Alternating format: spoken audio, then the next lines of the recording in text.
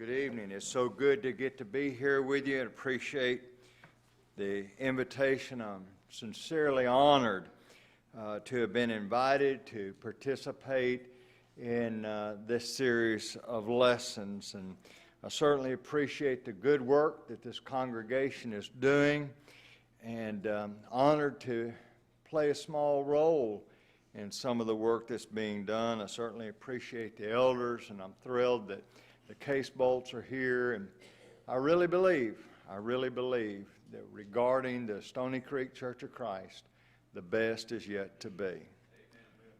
Now, I do want to say this, and I've told some of y'all have heard this before.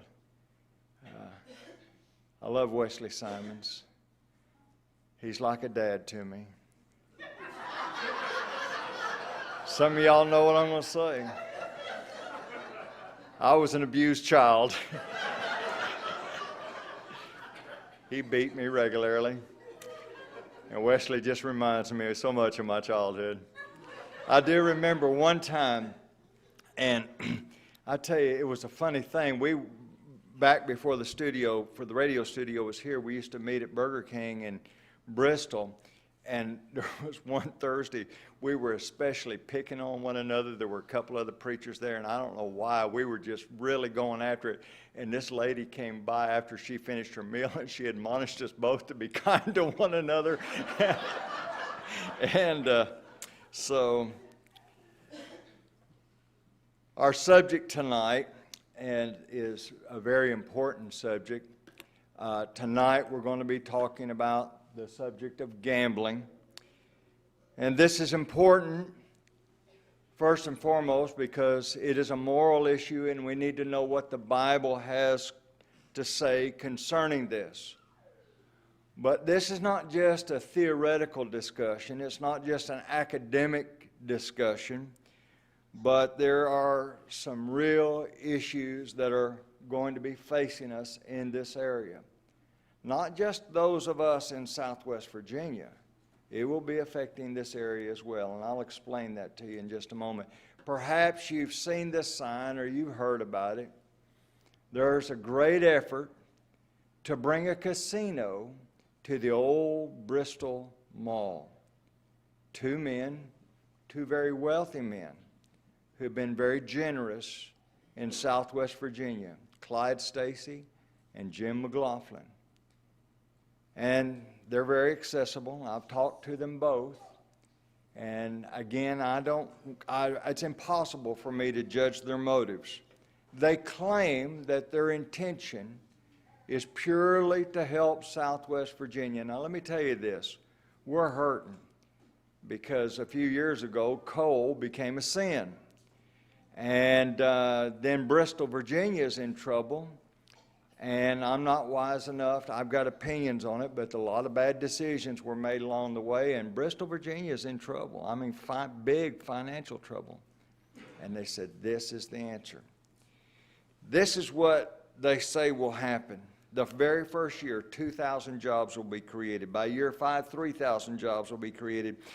And within the 7th year, 5,000 jobs will be created, and the city of Bristol, Virginia will get an annual revenue of $26.8 million. Oh, it's worth it all. They promise a 600 to 1,000 room resort. It'll include an entertainment venue. It will include a water park, convention center, and over 1 million visitors the very first year. And this is what everybody's saying. Now, let me just say this. The reason why I tell you this is because this is an important point to realize whatever the issue is, all right, this is one of the things that people drive out. Just think about all the money that Bristol will be getting out of this. Well, let's begin by talking about one of the number one things that makes gambling wrong. Gambling makes money the top priority. Jesus would say in Matthew chapter 6 and verse number 24, No one can serve two masters, for either he will hate the one and love the other, or else he will be loyal to the one and despise the other. You cannot serve God and mammon. Bottom line, you've got to decide what's most important to you. For the child of God, the kingdom is to be number one. Matthew chapter 6 and verse 33.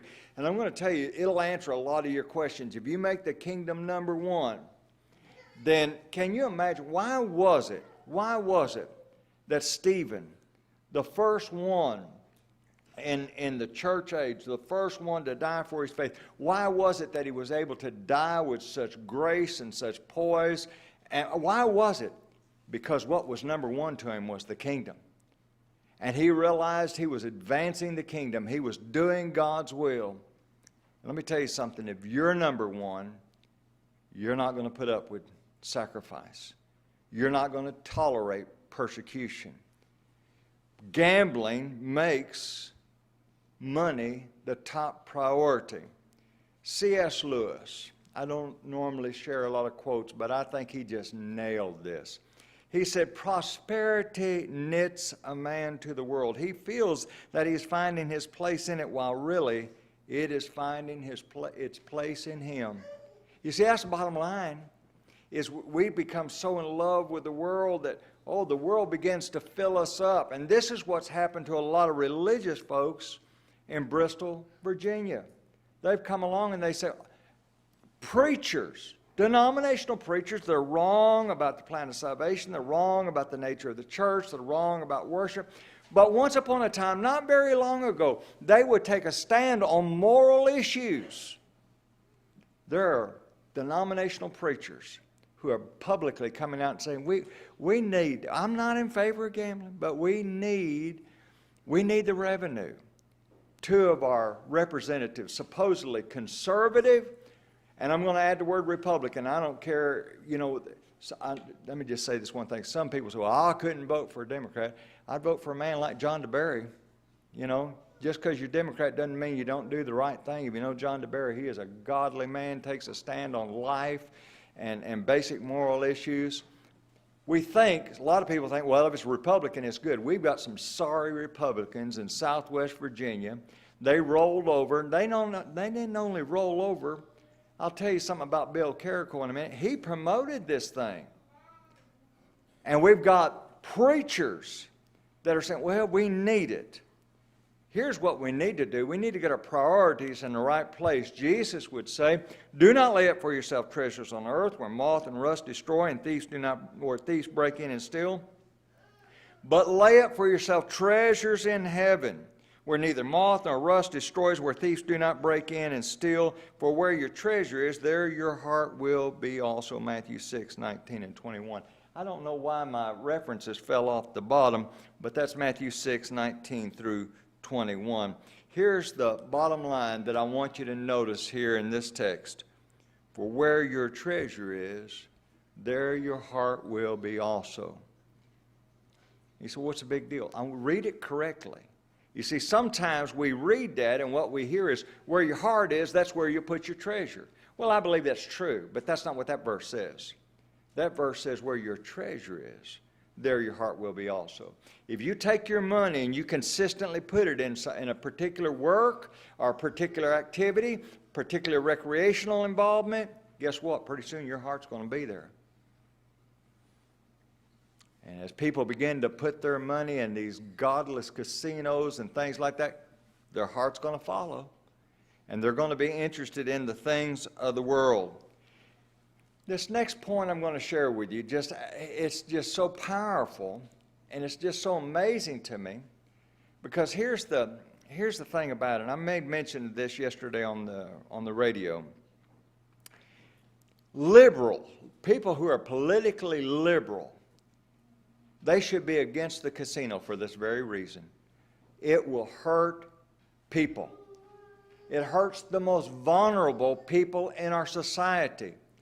There are atheists who are basically moral people. And I know it's weird, but they are. And matter of fact, they make arguments about, you Christians aren't moral. I know that there's problems with that, but I'm saying atheists who want to treat people good should be against this. because so many people are hurt by gambling, and particularly casinos. But listen, this includes the lottery. It includes sitting down and playing a game of poker with somebody, any form of gambling. And this argument that I'm about to share with you is so simplistic. It's so simplistic, it's almost embarrassing. Jesus would say in Matthew chapter 7 and verse 12, "Whatever you want men to do to you, do also to them, for this is the law and the prophets." Now you think about that. You apply it to some of the godless things that are going on, like beverage alcohol. Somebody comes along, and these two are the arguments are so similar. You think about beverage alcohol, somebody, well, I can handle it. I can handle it. I don't believe that. I don't believe you can have one drink and be pleasing to God. But let's just, for the sake of argument, say, okay, that's possible. You could have a beer, 2 beers, whatever you think it is. At some point, we would all agree somebody is going to have too much. Now, you and I are going to, or I say you and I, somebody, we're going to disagree about that. But here's the reality. Let's suppose, just for the sake of argument, it's possible for you to have X number of drinks and you can, quote unquote, handle it. You're supporting an industry that encourages people to drink who everybody will agree can't handle it. People who wake up on somebody's lawn, people who beat their wives, who spend the grocery money. You're supporting an industry like that. Is that what you want people to do for you? You encourage people through your influence if you're going to be engaged in beverage alcohol. You encourage. This is such a powerful argument, it's so simplistic, and it applies when it comes to this subject of gambling. Consider what happens regarding gambling. There is this 50 times 2 rule. Within 50 miles of a casino, the prevalence of problem and pathological gamblers roughly doubles. Now, here are some of the things but let me just mention this first of all. But somebody says, well, that's probably true. I mean, matter of fact, let me just tell you this, folks. We don't have to guess about this.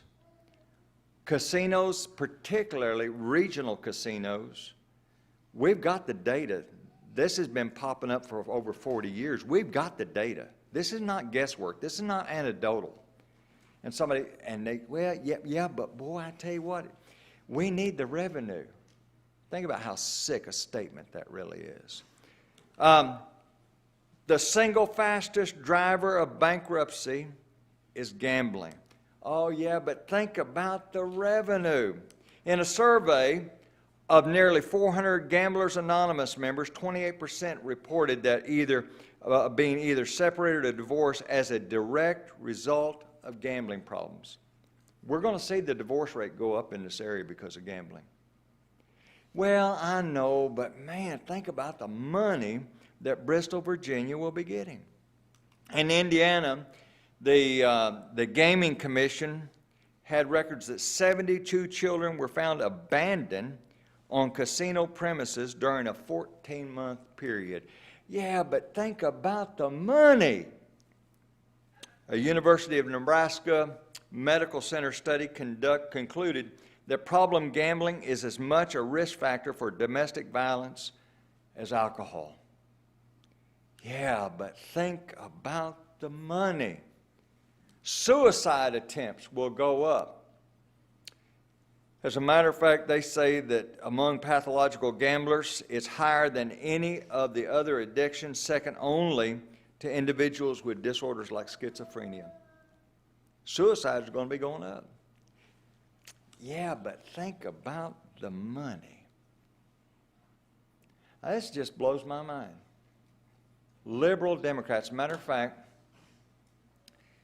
the city manager of Bristol, Virginia, we're well acquainted.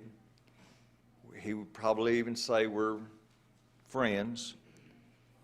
He chatted me one night and asked about how Christians could support a particular candidate. How could someone who claims to be a Christian be in favor of legalized gambling? It hurts so many people. Now, I want to show you just how inconsistent this is. You probably remember this. Back in 2007, you remember what happened to Michael Vick? Michael Vick he was involved in dogfighting operation, and they did some cruel things. They did this, and he had some property in Virginia, and the state of Virginia and federal authorities had brought a case against Michael Vick. He was arrested. He served was sentenced to 23 months at Leavenworth for what he did because he was cruel to dogs. I'm not minimizing that. I'm not minimizing the fact he was cruel to dogs. The state of Virginia said, you can't treat dogs that way. Okay? Again, folks, we have the statistics. We know what happens because of gambling. And people are driven to do some things that are just terrible. Hurts them, hurts their families, hurts the community. So I'm forced to this conclusion when I consider what Virginia did to Michael Vick, and our House of Delegates and our state Senate in Virginia enthusiastically, as a matter of fact, among them supposedly conservative Republican senators pushed this through for casino gambling. So apparently in the Commonwealth of Virginia, dogs matter. Children don't matter. People don't matter. Women who are going to be abused because their husbands gamble away the paycheck, they don't matter in Virginia. Bill Carrico, and I just bring his name up because I tell you, I hope this is streaming and people see this. There's some people that need to be called into account. He resigned from his seat. I don't know why he resigned, but he was feeling the heat because Bill Carrico sat down with me in my study. Dan Bailey was there, and I think a couple other preachers were there when he was running for the Virginia State Senate, and he promised us, he said, I will be your man who will take a stand on moral issues. And he's part of a denomination, but he said, I'm a strong Christian, and I'm going to take a stand on moral issues. When the gambling casino bill was dead, he resurrected it and pushed it through. And now he says he wants to be governor of the state of Virginia. I'm telling you, folks, we have got to take a stand. It hurts people. But furthermore, there's a very simple issue here. There is absolutely no Bible authority for giving or receiving money, getting money through gambling. Gambling is a matter of getting money through a game of chance that involves risk, and you're trying to take something away from someone else. And someone says, well, all of life is gambling. No, it's not. Oh, really? You get out here in the car, you may not make it home. Listen to me closely. Risk is something that the Lord says we're supposed to take. That's Matthew chapter 25, the parable of the talents. We're supposed to be risk takers. We're not supposed to be reckless. And we're also not supposed to be trying to beat someone out of something else. That's what gambling is. And there's a difference between taking a reasonable, thought-out risk. I'm going to go into business. I'm going to open up a tire store. Well, you're taking a risk. That's a gamble. No, it's not a gamble. There's a difference between taking a risk. All gambling involves risk, but not all risk involves gambling. And so, what does the Bible authorize concerning the way we can give and receive money? Well, and I'm just going to run through these quickly. We can get it through gifts and inheritance. We see examples of that in the Scriptures. Debt. A man may involve himself to either pay a debt or receive payment in debts. Paul willingly takes on the debts of Onesimus, and so that's certainly legitimate. Interest. Now, you don't want to get involved in unfair usury, but it's reasonable. If you're going to put your money up and you're going to take a risk and you're going to loan money, there's nothing wrong with getting interest. Investments. People say, well, the stock market, that's nothing but gambling. Now, listen, let me tell you this. I'm not that bright. And matter of fact, I took a class back in the spring where one of the things we had to do was they set up a way we could invest. It wasn't real money, but I think we were assigned $100,000 play money, and we would invest in the market. And it was very obvious that some of the students, it wasn't real money, so they weren't sinning, but they were just being wild with their money. I think there's a way that you can be involved in the stock market that it'd be a whole lot like gambling. But if I have a tire store, or if I have a lemonade stand, and I say, you know, I need some investors, and you come along and you say, well, I want to invest in your business, that's not gambling. If you look at it and you say you've got a good business plan, I believe you can sell lemonade, here's an extra $25 so you can go buy some ice and cups and things, that's not gambling. At the heart of it, that's what the stock market's supposed to be about. I know that's a little oversimplified. But a lot of people look at it the wrong way. Gambling is not about an investment. It's a game of chance. Labor, a day's work for a day's pay. And then fines or penalties levied. God authorized men to pay or to receive money for harm done or laws broken. Taxes. It is certainly legitimate to pay taxes. I love taxes. You know, really, taxes are like the goose that laid the golden egg. I drove all the way from Lebanon, Virginia here tonight on nice roads, a nice interstate, got down here, law enforcement looking at. That's great. I love that. It's like the goose that laid the golden egg. Now, I will say this. I think the goose gets a little greedy sometimes, okay? I do. I think that, you know, I think that sometimes we've got to take advantage of the privileges we have in this country to say, whoa, whoa, whoa, you don't need that much, okay? You need to be a little more efficient. But it's a great thing that we have here in this country. And then trade. God authorizes buying and selling as a major means of exchange of money. Now, I want to talk about some of the quibbles that people will have. And I hear people make these quibbles concerning the lottery. And they'll say, you know, it's just entertainment. I happen to know that you go to the movies. Now, there are movies that a Christian should not go see, but there's movies that you can go see that are okay. And you go to the movies and they say, I want to spend $20 on a lottery ticket. I want to go to the casino and I'll just spend $20 and, you know, on a slot machine. What's the difference in me wanting to spend my money that way and you going to a movie? You walk out with nothing. I walk into the casino. I might walk out with $5. I might walk out with $25. Now, you tell me what the difference is. Remember everything we talked about at the beginning? I'm not aware of anyone going to a movie where someone else that went to the movie lost their home as a result of that. I can tell you stories where that happens. I tell you, as a matter of fact, particularly casino gambling, it is so sinister. It is so ungodly. And they don't care what they take away from you. They, in this day and time, they employ computer gurus, they employ PhDs, psychoanalysts, and they will try to gather all the data that they can from you. There's a great book called The Power of Habit. The book's not about gambling. The book is about habit. It talks about it from a neurological standpoint, talks about it from a business standpoint, but then he has a section on ethics.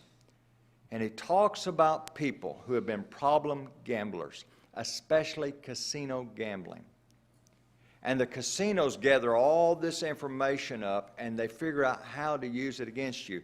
Listen, the grocery stores are doing that. Has it amazed you how Kroger particularly, you'll get coupons from Kroger for food, for things that you normally buy. And you're like, how's that happen? They know your buying habits because you go in there and put your phone number in or you use your card. They've got these algorithms in their computers, and that's not necessarily sinister for Kroger to do that or Target or any of these. That's not necessarily sinister. The casinos are using the same technology.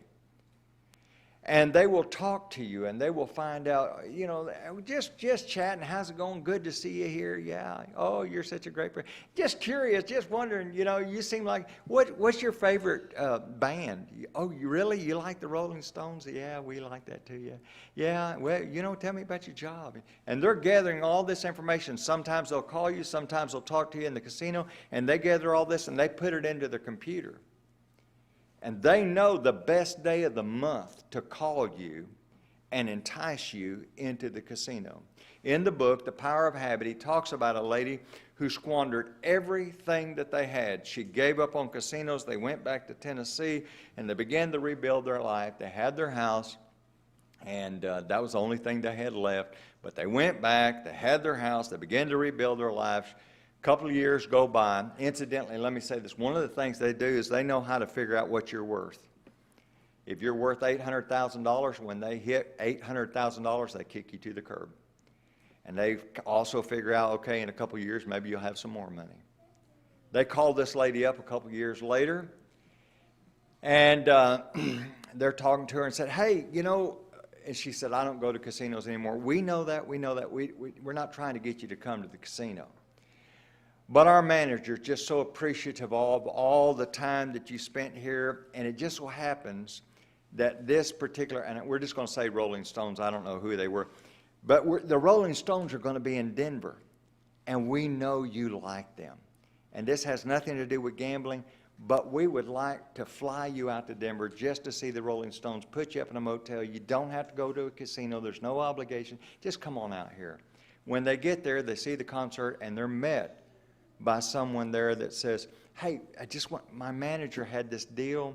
You can go and have a free weekend in Las Vegas, and you can see this particular band there while you're there. And they get them back to Las Vegas. True story. And they, husband and wife, both decide, well, we'll just gamble a little bit. About 3 o'clock in the morning, he gives up and says, I've lost too much. He lost about $30,000. She continues to gamble. The next morning, she comes back to the room, and she's shell-shocked, and she tells her husband, she said, I've lost it all. And he said, well, it's okay, honey. At least we have the house. She said, no. I signed the house over to him. I don't know of something like that happening from somebody going to a movie. I know people go to a movie and they might spend too much money on popcorn and stuff like that. I don't know of anybody that goes to a movie and goes home and beats their wife. I don't know of somebody that goes to a movie and they decide that they better go steal something so they can go gamble some more. It is not analogous. It is not the same thing. Again, I made this point earlier. Somebody said, but I can handle it. I don't believe that. I don't believe that you can gamble the first penny and handle it, and we're going to make that point here in just a second. But let's suppose that you can. Why do you, and again, I don't believe that, but just for the sake of argument, let's suppose you can handle it. Why do you want to support an industry that hurts people? Furthermore, why do you want to destroy your ability to influence others? In Matthew chapter 5, verse 14 through 16, Jesus said, you are the light of the world. A city that is set on a hill cannot be hidden, nor do they light a lamp and put it under a basket, but on a lampstand, and it gives light to all who are in the house. Let your light so shine before men that they may see your good works and glorify your Father in heaven. Yeah, I can see somebody getting inspired to be a Christian. You're sitting around playing poker, and it becomes very obvious you want to beat them out of their paycheck. You want to beat them out of that extra $50 that should go to the children's registration fee for Little League. Oh boy, that'd make me want to be a Christian. Wouldn't it make you want to be a Christian? Everybody's really excited about WWJD. What would Jesus do? Can you see Jesus sitting around the poker table? Can you see Jesus, playing blackjack, trying to beat you out of your money? You're not glorifying God when you engage in any form of gambling. In 1 Timothy chapter 4, verse number 12, Paul would tell that young evangelist, let no one despise your youth, but be an example to the believers in word, in conduct, in love, in spirit, in faith, in purity. You think about the things that are going to be happening in a casino atmosphere. One of our young ladies who's a member at Abingdon, her boss snapped at her because she said she was against the casino, and he's one of the ones that just believe, but we need the money. We need the money. And he said to her, he said, don't you want your children to be able to get jobs in this area? And she said, I don't want my daughter being a barmaid. I don't want my daughter engaged in that kind of activity. I mean, you think about it, folks, and let me tell you something. Don't be surprised if other vile activities come along with this. Now, there's another aspect to this that's, I would just mention this. And this is just pragmatic. I mean, if nothing else, the people who are promoting this, if they were just honest, they're willfully ignorant. That's the problem. They're willfully ignorant. But if they were just honest and they look at the situation, again, we have the statistics. I'm not making this stuff up. John Kent, who is a professor emeritus of business and economics at the University of Illinois, did studies on casinos back in the 90s. He had no dog in the fight. He had no bias in this. The state of Illinois came to him and said, we're thinking about having some regional casinos. Could you investigate this? Could your team get together? And he said, yeah. He thought probably be a good deal. By the early 90s, there was already enough evidence out there to show exactly what happens when these casinos come in, especially regional casinos. Now, it's wrong no matter what, but this is just a utilitarian fact. They destroy the economy. This is amazing to me. They cannibalize the businesses around them. They put heavy burdens on welfare budgets. And everybody's saying, yo, but man, we need the money. It reminds me of some of these liberals when they talk about socialism. Socialism and communism's never worked anywhere in the world, but their attitude seems to be, yeah, but the right people haven't tried it. We're a little bit smarter than everybody else. And these promoters, and when I say promoters, I'm talking about city government, things of that nature, they seem to have that attitude too. When you bring up places like Tunica, Mississippi, Tunica is a dump. They had horrible education. They had horrible unemployment. They said, regional casinos, that will be our answer. It's a dump. Guess what? Education's worse in Tunica after the casinos than it was before. Crime is worse. Buildings boarded up. I guess the leaders in Bristol, Virginia think they'll be smarter than everybody else. They'll do it right. Here's what I know for a fact. Proverbs 14:34 says, righteousness exalts a nation, but sin is a reproach to any people. And if that be true, and it is, then you know what? Righteousness will exalt Bristol, Virginia, but sin will be a reproach. If they bring, let's say by their standards it's a success, it'll still be a reproach. And here's the incredibly sad thing. And it might be that we have folks listening tonight via the internet, and I hope this is shared over and over again, not because I'm presenting it, but because this material needs to get out there. If you're part of a denomination, I hope you'll go ask your preacher where they stand. I am shocked, I am sickened by the number of denominational preachers that are promoting the casino. I told this on the radio the other day. I was in a meeting about a year ago. We're sitting around a conference table. The promoters of the casino were there, Clyde Stacy, Jim McLaughlin. They've been men who have been very generous in their charitable deeds in Southwest Virginia. And a lot of people act like they should get a blank check because of it, but they had this meeting for preachers, and I was there. There was a preacher that got up, and there were a set of blueprints laying on the conference table. And this preacher got up, and it was blueprints of the proposed project. And he put his hand down, and it was about the size of my iPad here, the section that he put his hand on, and that was the proposed casino. And he said, now this area right here is very small. Very, very small. We may not like it, but it's very small. And then he put his hand straight across to where the motel was going to be, the hotel was going to be. And he said, but this is big, and that's jobs. And then he put his hand down on a recreational area, proposed recreational area. He said, this is big, and that's a lot of jobs. And then he put his hand down on the convention area and said, but this is big, and that's a lot of jobs. And then he put his hand back where the casino was supposed to be, and he said, but this is small.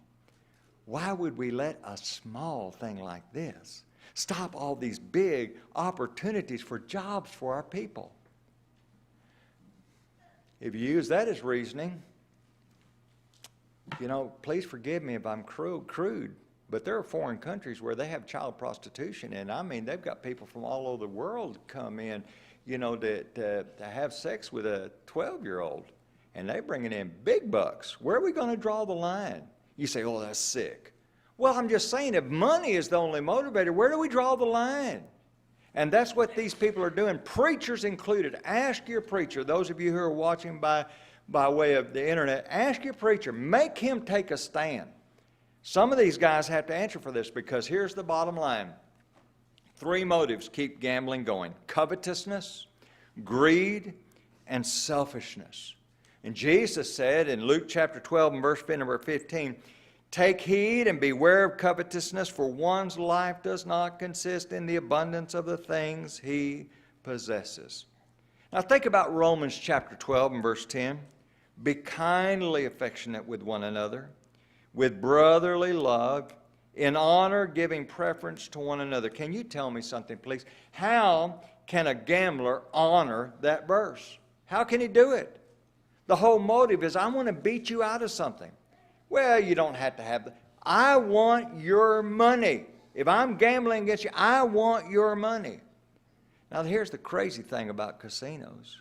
You go someplace where the odds are in their favor. Do you think that they're going to spend all these millions and millions? And I'm telling you, folks, the last count I heard, and this is months ago, last count I'd heard was Clyde Stacy and Jim McLaughlin had spent in excess of $40 million promoting this already. You think they're just going to throw that money away? If they get that casino, folks, it's guaranteed they're going to make, they will, those two and a few other promoters, they will make money. The city of Bristol will be devastated. If the city of Bristol gets a lot of revenue, they'll still be devastated by the sin and the reproach of that filthy activity going on there. Covetousness. So let's talk about an action plan. So what do? Do we sit here disgusted and say, oh, that's terrible? Well, I hope you feel that way. But here's first and foremost, hold to biblical values and reject the values of the world. It is so easy.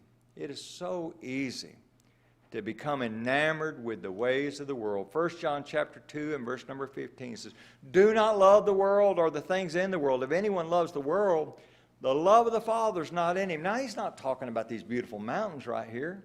He's not talking about humanity. What's he talking about? The philosophies and the values of this world. Oh, but think of the money. Don't love that kind of thinking. Yeah, but I've had Christians come up to me and say, you don't understand. Bristol, Virginia is about to go bankrupt. If they go bankrupt, they will revert. And I know this is a little bit weird because Virginia is set up weird. They will no longer have city status. They will go back to town status. All the courts will be disbanded. Their sheriff will be disbanded. Their police department will have to change. It'll all change. And then Washington County, Virginia will have this extra debt on there. Let me tell you something. We don't need to be thinking ahead like that. We need to be thinking, what does God want us to do? What is right?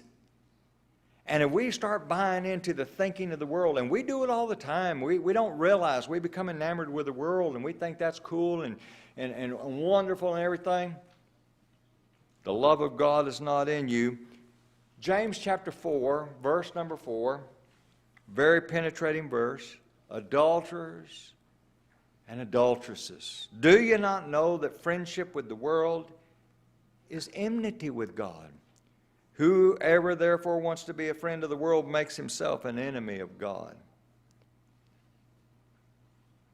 But everybody says, hang what they say. Who cares what they say? What does God say? What's right? And here's the interesting thing about it. God's way is always the best way. It may not seem that way to us, but it is. Secondly, you need to go on record against gambling for this and future generations. You need to go on record against the casino. Well, what difference does it make? I live in Tennessee. And now, not all of you, but I'm going to venture to say the vast majority of you are on some type of social media, especially as the election in November, when the presidential election's occurring. There will also be a referendum in Bristol, Virginia. Yes for the casino, no for the casino. You need to go on record and tell folks it's not right. It will be devastating for this region. We're going after several thousand votes in Bristol, Virginia. I talked to a denominational preacher the other night. He called me. Wesley knows him. I was shocked. This denominational preacher, I mean, buddy, he will take a stand on moral issues. He's wrong on other stuff, but he'll take a stand on moral issues. But he shocked me because he called me up and he said, it's over. We've lost. I don't believe that, because with God, all things are possible. Listen to me closely. I believe this with all my heart. There's more power in this room right here than in the bank accounts of Jim McLaughlin and Clyde Stacy. And we need to exercise that power and let our light shine. And along that line, this is one of the great avenues that we have. We need to pray, we need to pray, and we need to pray. And I would encourage you as individuals, be praying about this, because let me tell you something. Pray because it's right. Pray because you don't want that to happen to those people. But let me tell you this. Bristol, Virginia will be the epicenter, but you draw a circle out 50 miles. And it's really beyond that, but the immediate aftershocks, the immediate devastation will be a 50-mile circle. You're in that. You're in that. And there are going to be people right up and down this valley. They'll lose their homes. They go in debt. There's going to be men that go home and they're so crushed, and their wives are crushed, and they're going to hit their wives. They're going to abuse their children. You think you need to be praying about that? And then, I mentioned this already, but let me highlight this. Use your social media politely, logically, to take a stand. Don't be mean-spirited.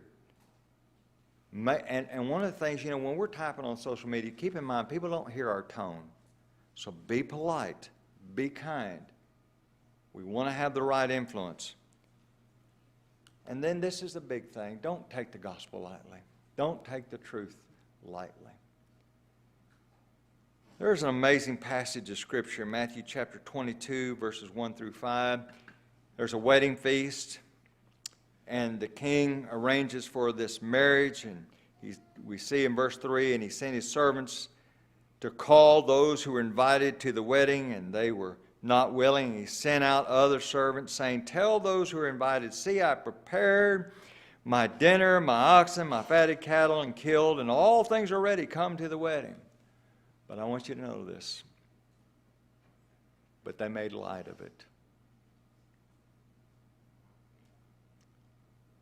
I'm shocked that denominational preachers could care less about a casino. But I'm devastated that there are members of the church who could care less. I'm crushed. I've actually heard this. I'm crushed that members of the church say, if they're that dumb, let them spend their money. We need the money. We need the jobs. Don't take truth lightly. I'm amazed by the number of people who are willfully ignorant of the gospel, if you just know how good Jesus is, why would you take it lightly? If you listen to Jesus and you begin to analyze Jesus and His message and the effect that He had on the world and the effect that He can have on your life, isn't it interesting? God doesn't ask you to come to Him ignorantly. He says, examine the evidence. Everyone who's heard and learned from the Father comes to me. It's not a leap of faith. It's not a hunch. He says, you dig into it. And as you examine the evidence, you'll come to the place where you realize, this is right. I have faith in Jesus. And I want to repent. I want to live like Jesus. It's not just subtracting some things from your life, but it's a commitment that says, I'm going to have a renovation in the way I think, which will lead to a renovation in the way I live. And I don't care. I'll tell the whole world who I believe Jesus Christ is, because I know that He's the Christ, the Son of the living God. And I want to be united with Him in baptism for the forgiveness of sins. I want to live for Jesus. Don't take it lightly. Don't take your responsibilities as a Christian lightly. Don't take this moment lightly. It may be that you need to make a commitment. It's maybe a private commitment, right where you stand. Maybe something in your life. Don't take it lightly. It may be that there's something else going on. Maybe perhaps you understand the gospel. You've never been obedient to it. Don't take this moment lightly. We say something. Gospel preachers say something, and I understand the intent behind it. But I kind of don't like it anymore. And for any of you, we got a lot of gospel preachers here. If you say this, nothing against you, but I've just had a different take on it. But you probably heard a preacher say, the invitation is always open. That's not true. Now, don't misunderstand me. If you call me at midnight, I'm going to talk to you and do whatever I can for you. You call Wesley at midnight or Mike at midnight or Chris at midnight, they'll come down here to the building to help you obey the Lord. But the gospel's not always open. What do you mean? One day, there will be no more invitations. It won't be open for you. Have you ever heard someone say, as long as there's life, there's hope? I understand what you're saying, but that's not necessarily true either. I know of a situation down in Sweetwater, Tennessee. This man, his brother was a Christian, his mother was a Christian. They wanted him to be a Christian, but he wanted to be involved in wild living. One night, we don't know exactly what brought all this about, but one night, he was drunk. He was with his girlfriend. His girlfriend's son, teenage son, picked up a 2x4, hit him so hard in the head that when I went to the hospital, he was in a vegetative state, but I could see the imprint of that 2x4 in his head. Months later, when he finally came out, he had about the mentality of about maybe a 5-year-old. There were no more invitations for him. He took it lightly. He had a lot of opportunities, but he took it lightly. Don't take truth lightly. Don't take the gospel lightly. Don't take your responsibilities lightly. Whatever you need, we invite you to come to Jesus while we stand and sing.